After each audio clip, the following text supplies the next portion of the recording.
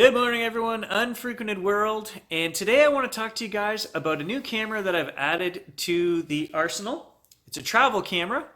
This is a 1-inch point and shoot Panasonic Lumix ZS200 here in Canada. This has a 24 to 360 millimeter, and I'm replacing a 3-year-old G7X a Canon 1-inch point and shoot. I'm not replacing, I'm adding. I still have the Canon, it still works great. I find that for my shooting, a lot of the time I need a longer focal range, and this should get me there. Let's just talk about some basic stuff about adding this camera. You know, is it something you would be interested in doing? Obviously, you're watching the video, so you want information on this camera. Let's talk about the Sony RX series for a second. This was not my first choice for a 1-inch camera sensor. The RX6 was my first choice. However, in Canada, that camera is $1,600 plus tax. That's $1,800. I just want something to get the snapshots when I don't want to carry all that gear. I don't want to spend $2,000 on a point and shoot camera. I love Sony gear. I shoot Sony gear. I just cannot justify paying $1,800 for a camera. So this was the compromise. I got a brand new open box Panasonic ZS200 right here, $660, guys. If you go to the store and buy this new, they're $1,000 plus tax. So still quite a bit of savings over the RX series. Let's take a look at this compared to the G7X, and we'll compare it physical size, and then we'll talk about some of the benefits of this camera and some of the things that maybe aren't so good.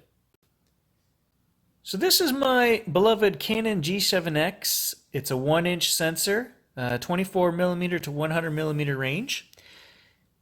And what I've found over the last few years of using this camera is that I've quite often turned on the clear image zoom, and I take a lot of photos at 200 millimeters. That's why I thought, upgrading to a camera that had 200 millimeters or better would be, something that I would actually use. So if we look at it in my hand, we'll notice that the Panasonic is a fair amount bigger. It's about a 1/4 inch longer, a 1/4 inch higher. It's fatter, probably close to a 1/4 inch. So a tiny little bit bigger in size. So where there is a significant difference in size is when they're zoomed out all the way. So this camera is going to give you 24 to 360 millimeter optical. And with your image, clear image zoom on, 720 millimeters. One of the features that I miss on the G7X on the new camera is the flip up screen. So this screen here is totally non-movable. It's a nice bright 3-inch screen, but that's it. You've got to be looking at the back to see it. There's no flipping, no moving. One of the other reasons to upgrade besides the focal range on this camera was the responsiveness. The G7X is a little bit older, 3 years, and I just thought that, a new camera would probably be much faster, and boy, was I right. The autofocus on this is fantastic. It'll shoot 10 frames per second, locking your exposure and focus on the first shot, or 6 frames per second with focus that is constantly tracking. So a fairly quick camera. Now this camera does a lot of stuff that people would say are maybe not professional features, filters and things like that. I actually enjoy that. The reason I'm carrying this camera is to be creative. And sometimes you don't want to spend hours post-processing point and shoot pictures. These are just the spur of the moment kind of things. And I find I'm more creative with that. And there are a ton of filters on here. There are a ton of shooting new technology in here. Post depth of field. I played with that a little bit. It's a big thing on these Panasonic cameras. You can take an image and it will use all of the focal points on the touchscreen, and it'll take multiple shots. And then you can process that shot into one image, or you can pick what you want to be in focus after you shoot the photo. Fantastic. So in the vein of keeping this short, because it's not a review, you guys can get all the technical information you want on this camera online. What I want to show you guys in this little series, we'll do a few little 5 or 6 minute videos, is the image quality at the longer focal lengths, even the shorter focal lengths, even macro. We'll cover all of it, because that's what I was trying to find online when I was looking up information on this camera versus the RX series, and there isn't a lot of. You can get all the technical information. You can hear people ramble on about what features and whatnot are in the camera, and some of that's relevant, but what you really want to see, what I wanted to see, was image quality. So I'm going to show you guys some 4K clips. I'm going to show you guys some images right out to even the 720 millimeter mark, which is clear image zoom, right? We've got a 360 millimeter optical zoom on this camera, but don't be afraid to use clear image zoom. Sometimes it can be not bad, and I'll show you guys. I got some pictures here at the feeder this morning, just playing around, and I'll show you. It can work in a pinch. Okay, it's time for 100% crops. Let's take a look at what this camera can do. And let's start with a macro shot. So these are coins. That's a Canadian 5 cent, obviously. But let's come into 100%. And as you can see, lots of nice detail, which is as expected. Macro mode on all these cameras is pretty good. This camera will focus down to 3 centimeters. I have another macro shot here, just a snow globe. Nice colors. And I was focused in up here on this back character. So I'll give you guys the image information for these as well. So that's f5 24 millimeters, ISO 400.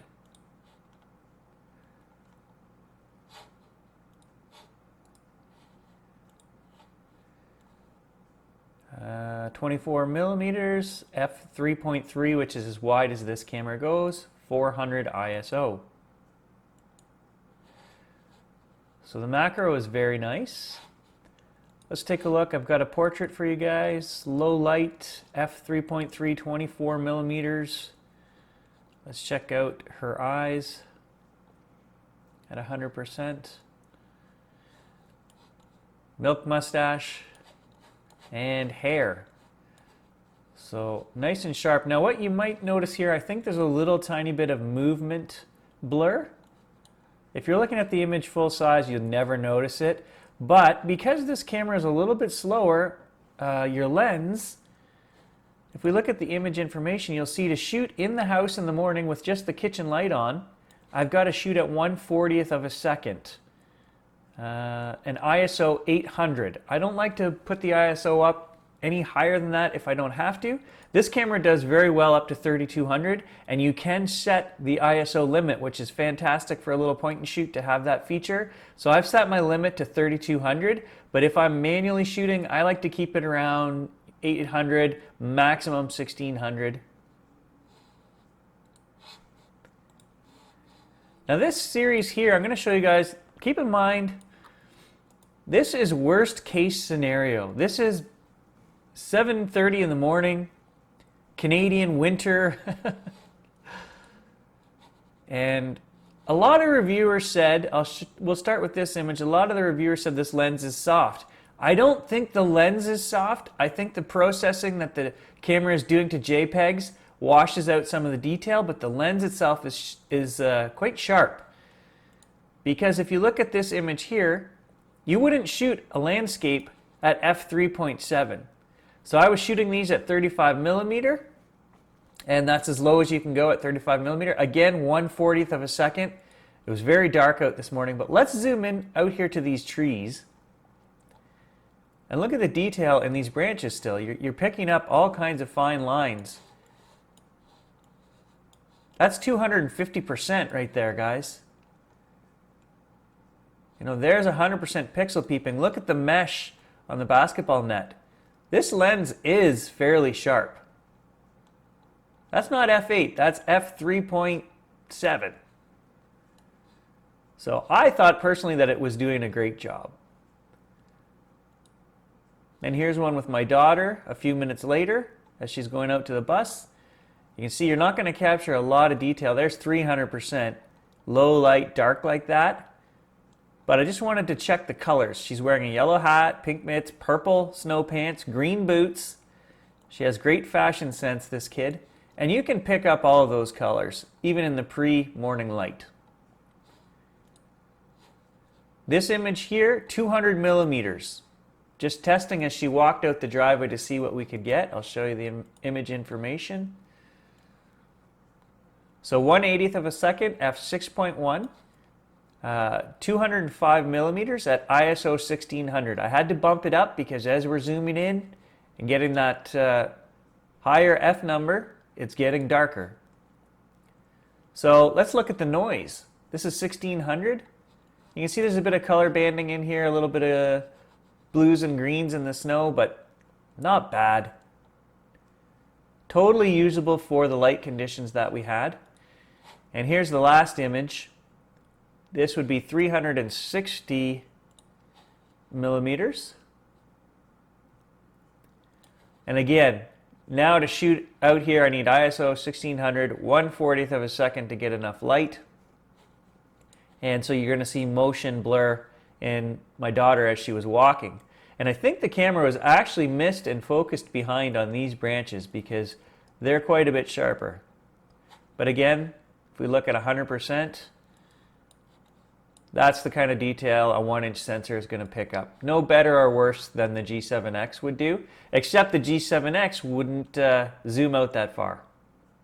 Let's take a look at this one here, 720 millimeters. So this has clear image zoom on. Now, the squirrel was only about 8 feet away at the feeder, but let's look at some of the detail we can get. It was focused in here on his nose. There's with clear image zoom on, 100% crop. Look, that's pretty good detail, guys. I was impressed. So if you're shooting things that are under 20 feet, you can still pick up some great detail with this camera. I'll show you guys when you're out 80 to 100 meters away. Like this image, it's not so good with the clear image zoom. It's not horrible. It can be used in a pinch to grab shots. That's 720 millimeters again.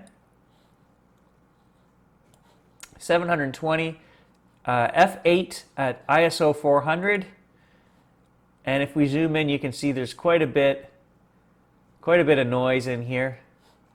But if you had to get the shot of the kids playing, you could do it.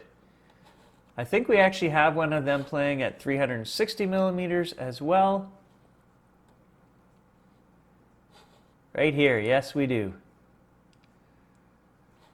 So this is without clear image zoom. And that's quite a bit better.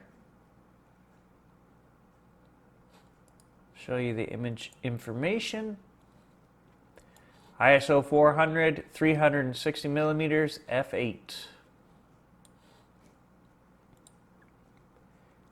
That is perfectly usable. These are not professional grade images that you're going to get from the point and shoot 1-inch cameras. These are travel pictures. These are the memories that you want to capture as you're going along. So don't expect the detail that you're going to get from a full frame or even an APS-C camera. 132 millimeters, ISO 400, f8. If you look at the detail in the feathers here.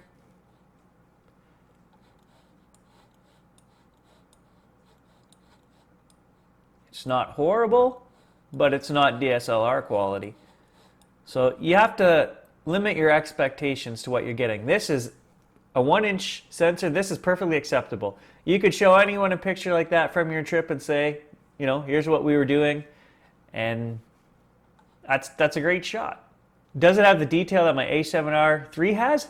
No. But I only paid $600 for this camera, so